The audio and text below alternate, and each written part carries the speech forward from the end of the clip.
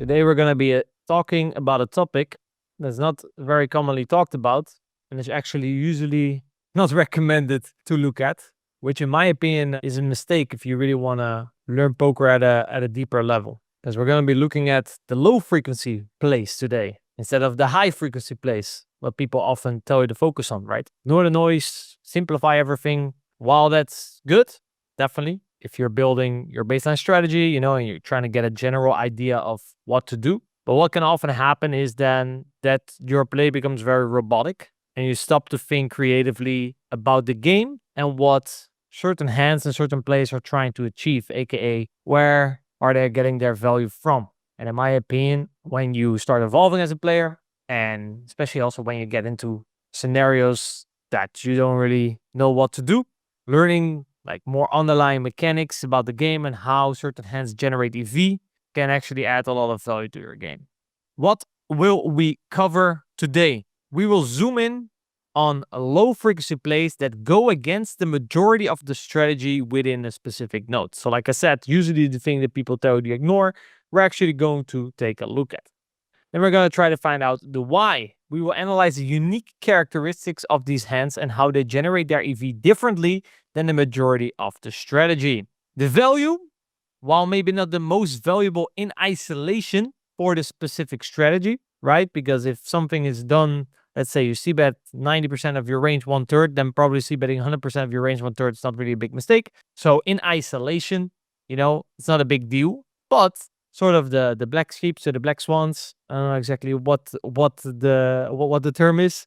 We can actually learn from that, because if everyone is heading in that direction, why does one hand want to head in a different direction? What kind of characteristics does this hand have that can teach us underlying concepts about the game and about how EV is generated?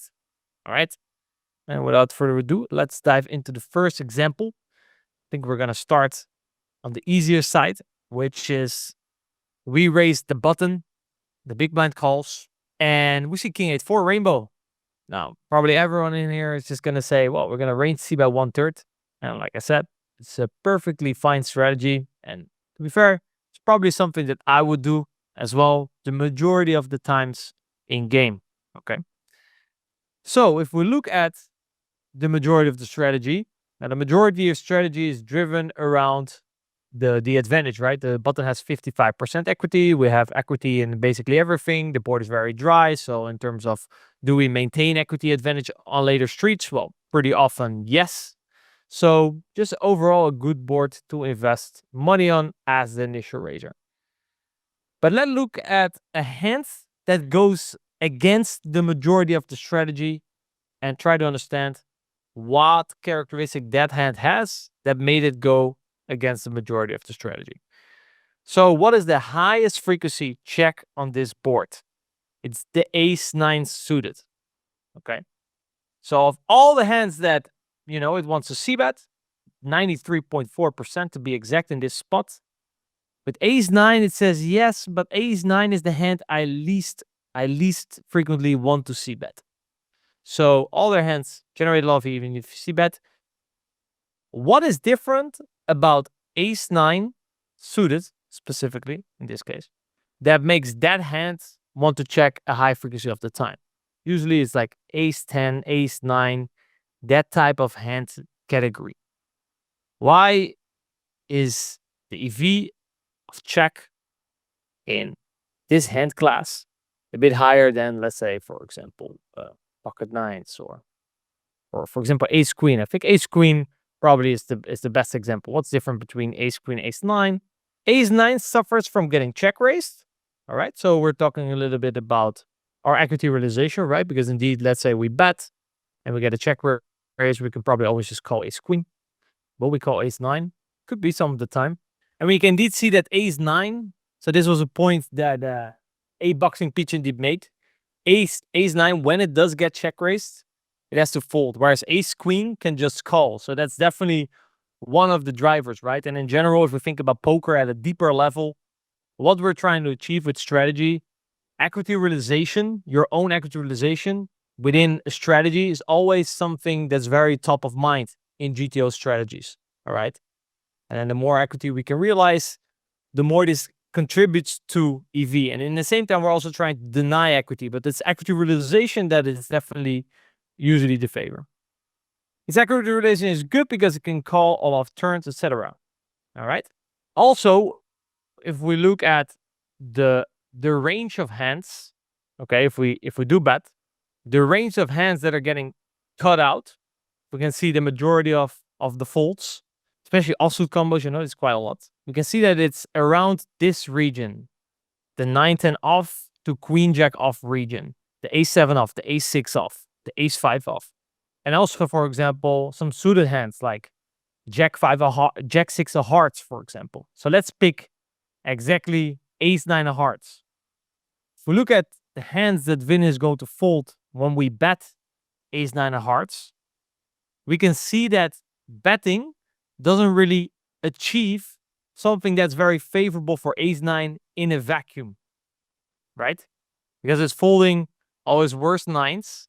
It's folding a lot of worse ace x. Like, it's not folding any better ace x. So ace10 is not folding, his jack's not folding. And it's folding, like, if we have, for example, ace9 of hearts, it's folding jack6 of hearts, which is not great. So we have the equity realization. So when we bet, this is always something to take in consideration when you c-bet. Like, usually the bet pukes.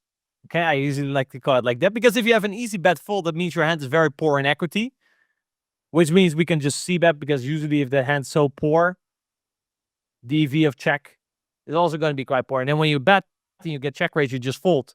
And if you have a good hand, you don't really mind to get check raised, because you can just call. It's the bet. Oh, I face a check raise, now I puke because my hand is not strong enough to call, but also feels a bit too strong to fold. Those are usually the hands that gain more EV in checking, right? So think about when you c-bet. So to conclude, how does ace9 generate EV in check over bet? Well, it keeps all of the dominated stuff in, and it's one of the strongest hands in terms of checking EV that we don't really want to be bet folding, right? So this is what we can learn about ace9 specifically. So on a high c-bet frequency board. All right. So now let's just look at another example. I now looked at a very similar spot. So big bet versus button again. We're gonna c-bet. We're gonna look at our c-bet strategy.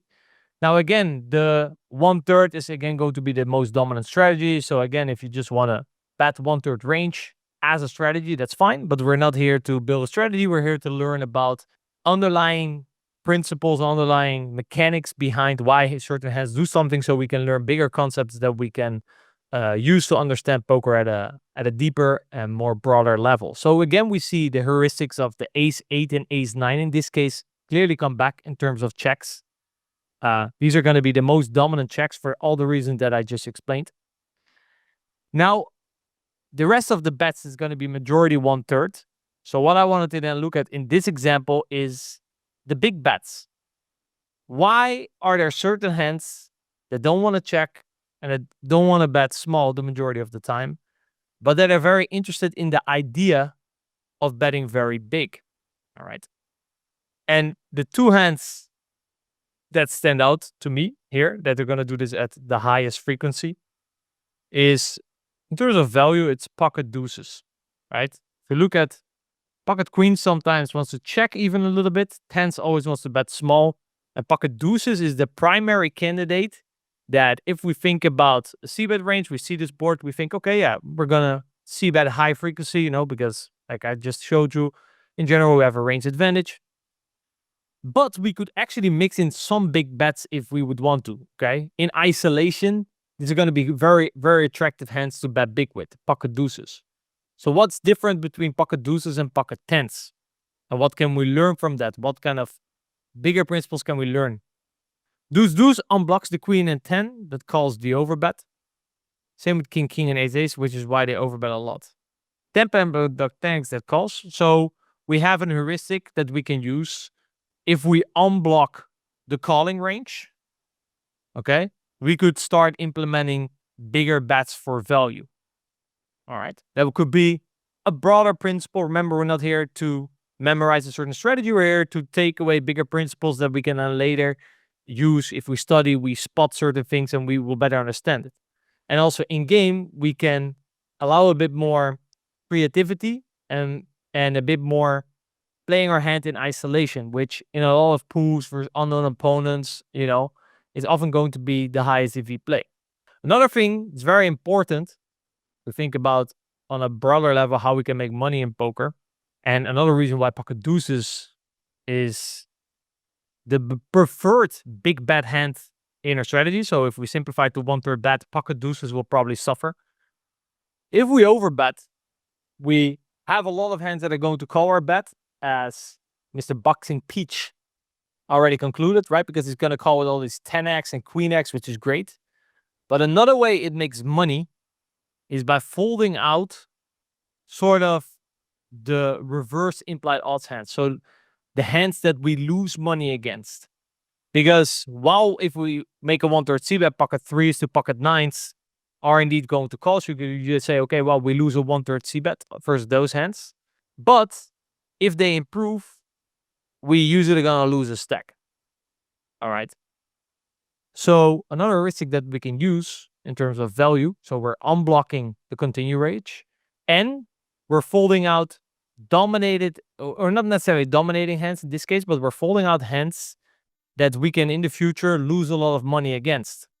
And if we thought about the ace-9, that was quite similar, right? In terms of if we think about what we fold out, what calls us, right? If we think about how we can generate EV, with our strategy and with the actions that we can take, we can maneuver ourselves versus certain parts of within this range. And sometimes maneuvering our hands in a certain direction is gonna, in the future, make us a lot of money, or at least has the potential to make us a lot of money. And sometimes it's the opposite. So the ace-9 didn't want to bet, but check, because in the future we could make money versus the folding range. Whereas pocket deuces wants to bet big, because in the future, if we bet small, we could lose a lot of money against the range that we now fold out. Okay. So these are two heuristics. They kind of come back to the same principle, right? They're trying to generate their EV, but they're very similar in terms of what they consider, if we can call it like this, right? And then if we think about the bluffs, what is like a high frequency bluff in this case? I would say here the ace-4 suited and the king-7 suited. These seems to be the bets made at the highest frequency. And again, what's different between ace-9 and ace-4? You could say, hey, these are both ace highs, right? Now ace-4 is again, if we look at the hands that are going to fold out, if we bet ace-4, he's going to fold out a hand like ace-8, okay, which is pretty favorable for a hand like ace-4. Whereas if we have ace-9 and we fold out ace-4, that's less favorable. All right. The suited ace and suited kings overbetting because they simultaneously push a ton of equity by overbetting and suffer a lot from getting check raised. Exactly. So it's the same type of principle. All right. And we can see that if we look a bit in the middle, like ace-4 and ace-3, they're pretty clear. And then ace-9 is also pretty clear. And then what you usually see, the hands in the middle, they kind of feel, okay, they have a little bit of both areas, right? So again, king-7 is, if you think about a 1/3 c-bet strategy, king-7 again and ace-4 suited. These are again the bad pukes that we talked about with the ace-9 earlier, right? But, and this is the difference between king-7 and ace-4 compared to ace-9, but if they check, again, in the future, if you think about then the hands that we let in, we're probably going to lose money against the hand that we let in instead of make money versus the hands that we keep in, which is how ace-9, for example, could generate EV. So king-7 doesn't really want to bet fold. Same with ace-4. If they check, they have quite low EV if we look at how we do versus the continue range. So then the solution it comes up with is to come up with a big bet, because it doesn't want to bet fold. When it checks, it doesn't really set something up. So then the solution that's left is the overbet. Ace-4 indeed also has way more potential on turn barrels, correct, because of the deuce, right, the wheel. But with ace-5, we already see that the frequency goes down a little bit. And same with then ace-6. Ace-6 kind of mixes a little bit of everything. So now let's look at another example. So we looked at high frequency c-bet. Here, high frequency c-bet with low frequency overbet. Now we're going to look at high frequency overbet with low frequency small bet. So what do we see? Again, we see actually a similar trend again with the sets as discussed earlier. We saw that with deuces, tens, and queens. The lowest set, always you unblock the calling range. And if you can fold out hands that in the future you could lose money against, pocket sixes in this case, gray hands start overbetting. Whereas if you have the middle set, smaller betting can already become a thing. And when you have the top set, usually checking becomes a thing. All right. If we will only play a big bet, then most probably aces, I would say checking is pretty good. But if we look again at what can we learn, there's one hand specifically that stands out, which is probably like king X, right? King queen. And I would say jack 7. These seem to be the hands that they kind of go against the overall strategy, which is mainly check or bet big. Now, what kind of characteristics do they have? I guess like some medium ace X. Now, let's look at a high frequency check, a low frequency bet type of board. All right. And like I said, we're going to start with the hands that basically always wants to bet and the hand that always wants to check, and what we can learn from that, both with our air and with our value. So the hands that we always want to value bet, that are not the nuts. So I don't mean necessarily pocket fives. Even though it's pretty interesting, again, we can talk about an heuristic that we saw in some of the previous ones, right? With pocket deuces, I believe it was unblocking the continue range makes you bet more for value and bigger for value. We can see that coming back here again with pocket fives, because if we check a set, it's sevens or sixes, right? Whereas pocket fives majority of the time wants to bet, because if we have pocket fives, he has more 6x and 7x. So if you ever want to implement a fast play or a slow play, we now have learned certain heuristics that we can focus on. But I mainly wanted to look at pocket nines, or I guess pocket tens, also high frequency, compared to pocket aces. And this is a pretty common heuristic that you will see in poker. Obviously, I have no clue, and it's going to be very divided what the level is of people watching this. So I made sure to include this example as well. But it comes back again to the same heuristics as that we talked about earlier. How do we do versus the folding range, and how do we do versus the calling range? Okay. Pocket nines on average will do better versus the calling range than pocket aces. Whereas pocket nines, the folding range will have way more equity versus pocket nines than versus pocket aces. So EV is generated if we think about where does EV of check come from, where does EV bet come from. We always have to take in consideration our equity versus the continue range and versus the folding range. 88 can be vulnerable, but we don't want to necessarily now always bet vulnerable hands. That will be a bit too easy of a simplification. But on average, if we think about what drives bets, what drives checks, okay. And like I said, we could let's say, for example, if you want to enhance this example, let's say we make it bet pot, because usually the bigger you make it bet, the less it's going to bet. So if you want to filter out this example even further, okay, and kind of remove the noise, this is a way that you can play with the solver to learn more heuristics, right? Because now we can still see that nines is still the predominant bet, but now we see the trend becomes way less clear because we gave him less options, or at least he can now bet at the lower, he can only bet at a lower frequency because we have increased the sizing. All right. So there we can see very clearly the nines versus aces example come true. And why? Because we thought we just learned a certain heuristic, right? That we were checking, we were always checking aces, and we were not betting nines, or for example, in this case, tens. But now we play a 3-way pot in position, in nip positions. Why do we now suddenly bet tens more often than kings more often than, for example, a hand like tens? Whereas in the other example, it was pretty clear that nines was always a bet, tens sometimes a bet, and aces was clearly a check. Less air in Finn's range. The range composition is completely different. Where with aces, where it was a very wide position, right?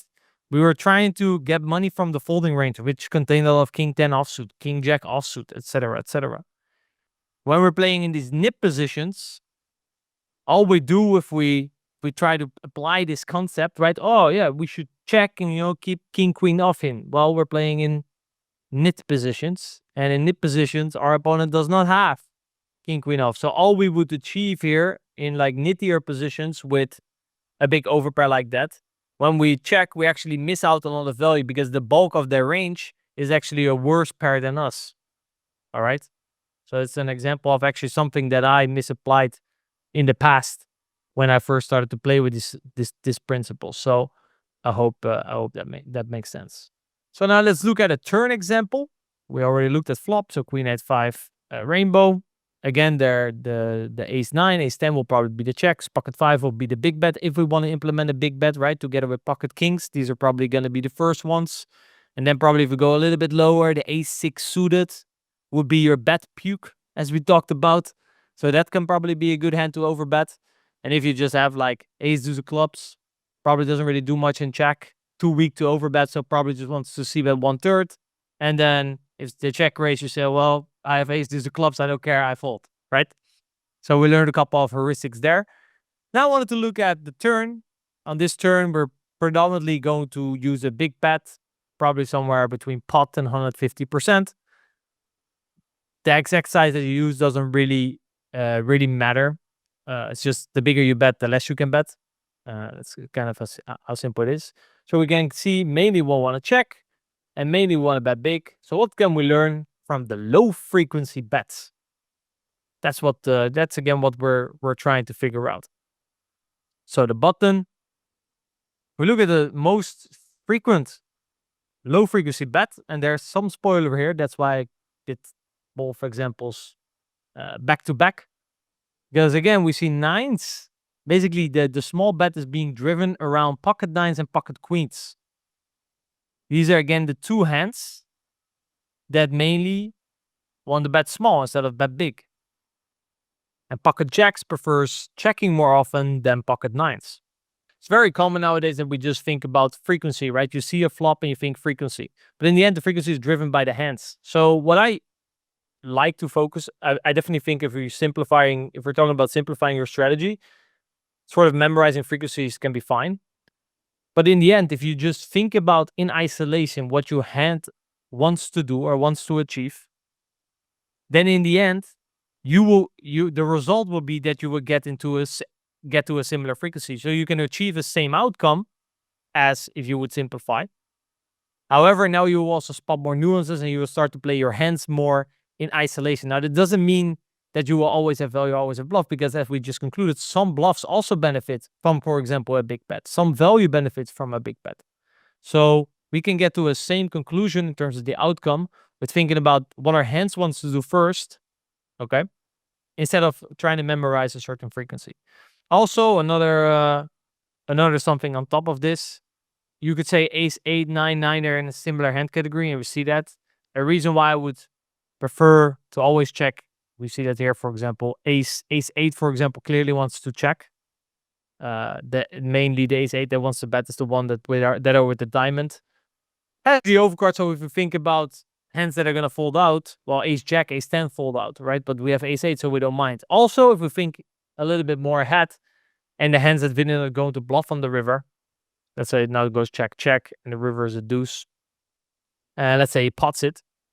Ace 8 is actually a very good hand to call with because we unblock all the bluffs, right? We unblock jack 9, we unblock jack 10. Nines blocks a lot of the bluffs. So this is an added little thing. I always am a big fan of that. You have to look ahead if you want to estimate the EV, right? Because on the turn, we have to now estimate our, like the betting EV. It's not only determined by what we talked about, folding range, active versus calling range, etc., but also how this hand's going to play out in the future. Well, nines is a pretty poor bluff catcher because it's going to block all the bluffs, so therefore a bet could be advantageous. Whereas ace 8, we talked about better equity versus the folding range and has good bluff catching potential on later streets. So I wanted to quickly add that. Let me see how far are we in time. Let's look at some out of position examples, because I think I had another in position example. Is this? Oh, we're already at out of position example. So this is small blind versus big blind. This is very similar to what we saw in position. The AI gave it the 238% pot bet. not something that you see every day. Very low frequency, usually a spot where we can simplify to range check as a default strategy. But again, we see certain heuristics of hands. And in these hands, we can understand the preference and how they generate EV, which we then can apply on a bigger prospect, but especially when we play in game. Okay, while having a baseline strategy, simplified baseline strategy is fine, it can sometimes prevent us from thinking in game. So while if I would see a board like this, I would say this is predominantly range check, but there are certain hands that could find EV embedding, which are going to be in this block right here, as shown. What else did I write down? The Jack 8-5, which is very similar. Small versus big blind. We see bet again. Similar heuristics are going to apply on this board, on this flop, stuff that we talked about. On the turn again, will be predominantly a big bet. But just like on the Queen 8-5-4, on the Jack 8-5 deuce, we again see particularly pocket nines again being the driver around the small bets. All right, for similar stuff we've talked about earlier. We can also see again with the pocket fives, right? It's going to be the highest frequency overbet because it unblocks the continue range and it folds at sixes, sevens, nines. I don't think it's really in the range, but then we see eights already checking at a higher frequency and jacks checking at the highest frequency and never going for a big bet because, we block all of the hands that we can get value from. Saying that if you ever want to go for a turn slow play with the top of your range, so like queens to aces, we could go for a check raise with queens, kings, and aces. It's all fine. But the check EV is different between queens and aces. Again, equity versus holding range, equity versus calling range. There's always things that we have to go back to in terms of trying to estimate our EV. All right. I gave them a lot of examples, so I really drill in this topic for you. I even went now to a 4-bet pot. Okay. So we now play a 4-bet pot, small bet first button. And these are actually spots where we will predominantly play raise or fold. And again, we want to look at why, like what is the heuristics of the hand that does something different than the majority of the strategy, and what can we learn from that? And again, we will see a similar trend. Ace 7 and pocket jacks are going to be and I guess pocket sevens are going to be the predominant hands that want to do something different than what the overall strategy suggests. And again, it's going to have to do with blocking continue ranges, blocking equity versus folding ranges, and equity versus continue ranges. The next example that I wanted to take a look at is we play a 3-bet pot out of position, small versus button. We see bet the flop 1/3, and on the turn, we're predominantly going to use a medium sizing, but there's 1.3% all in. All right, so this is very, very, very low frequency.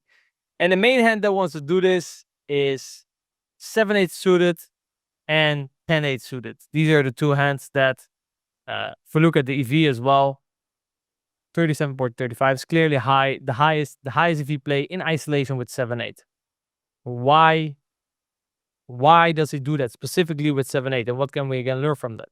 A common trend that we saw, right? If you want to use a big bet in a predominantly small bet strategy, and then the value range is usually going to be the one that unblocks all the good hands and that benefits the most from the hands that fold out. So if we look at 7-8, we unblock the calling range, which is going to be Queen X, some 10X with draws. The folding range has quite a lot of equity versus our hand. If we think about a hand like Ace Jack, Ace Jack only calls, even folds sometimes with diamonds. So Ace Jack has 2 overs, has the Queen in the 10. No, it doesn't have the Queen in the 10. Has 2 overs and 8 outs to a straight. That's a lot of equity that we can fold out, and we can isolate ourselves for the Queen X. So we are unblocking the continue range. The folding range has a lot of equity towards us, and we benefit a lot from equity denial.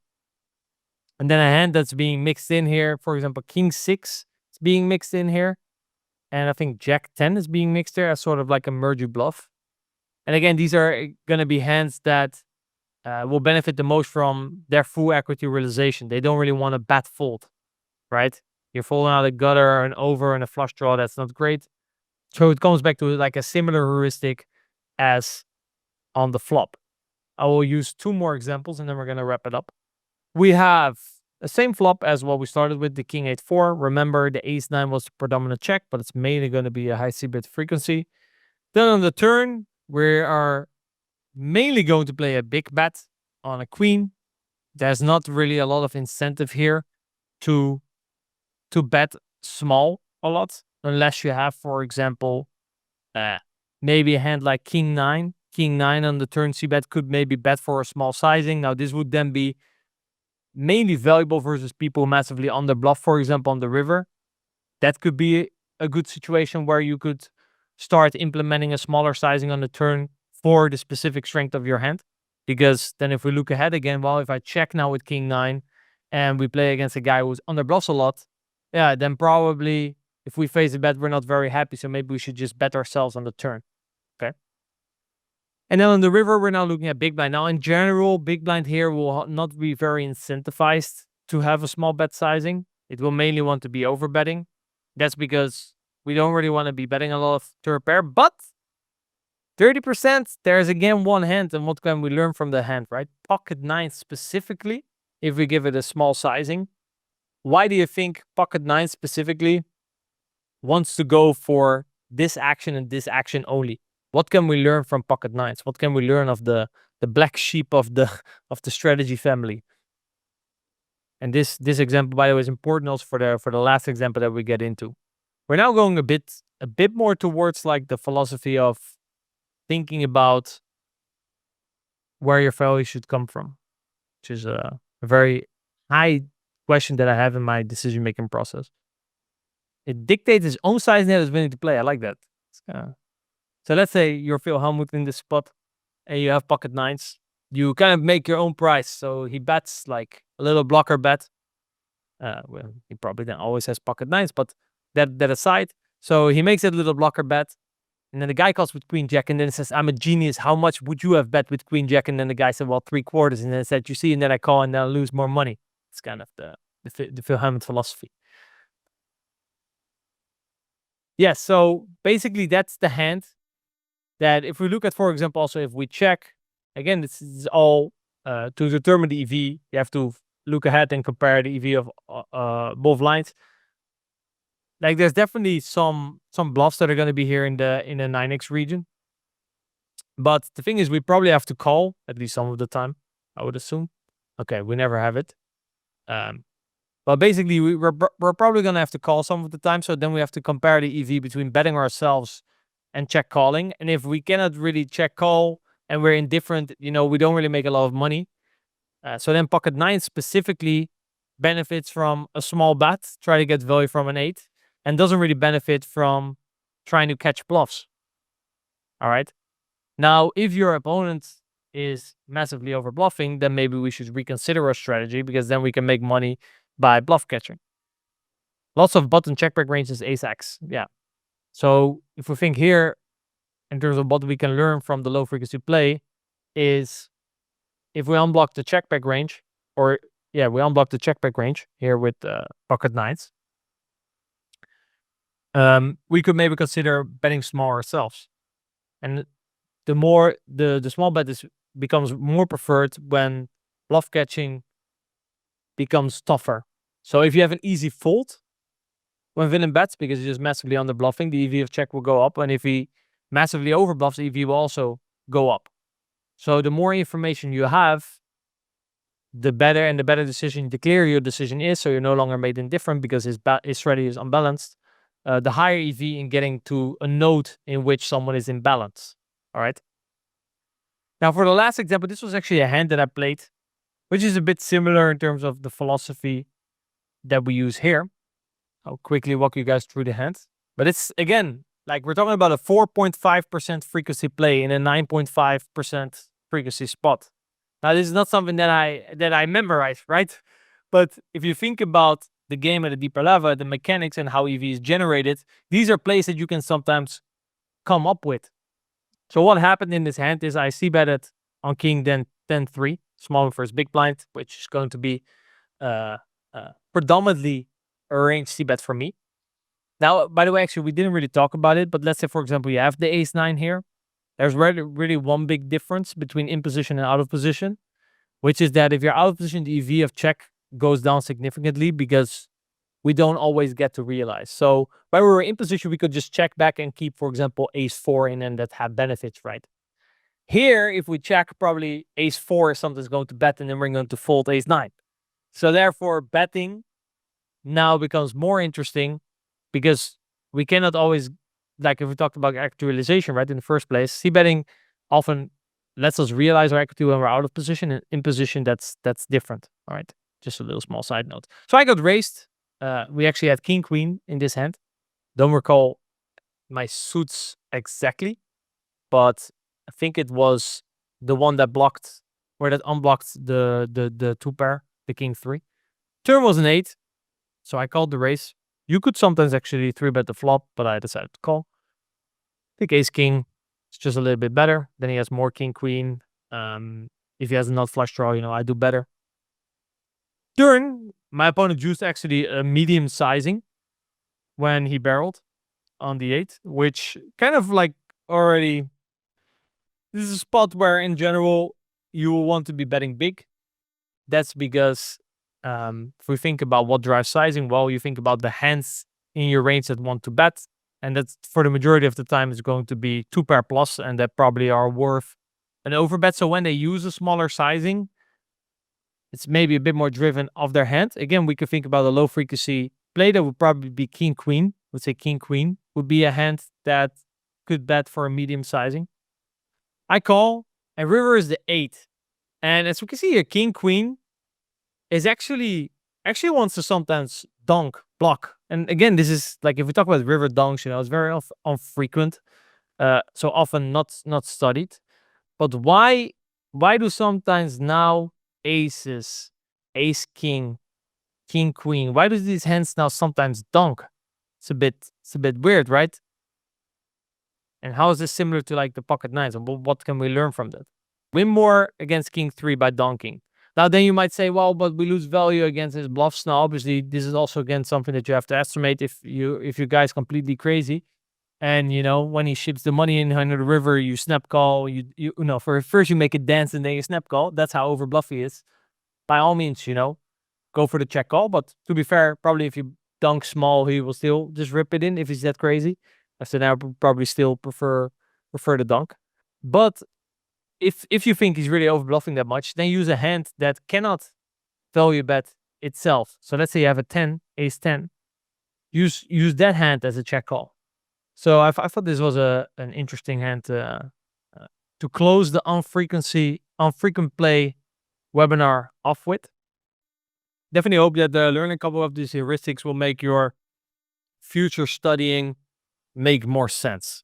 That's basically what I'm trying to do. And that in game, you can get maybe unstuck in being robotic and say range this, range that, and start to think maybe about what your hand actually wants to do. I want to thank everyone for tuning in. And any questions, you can reach out on Discord in the community. And I'll see you guys in the next coaching. Good luck, good luck, good luck.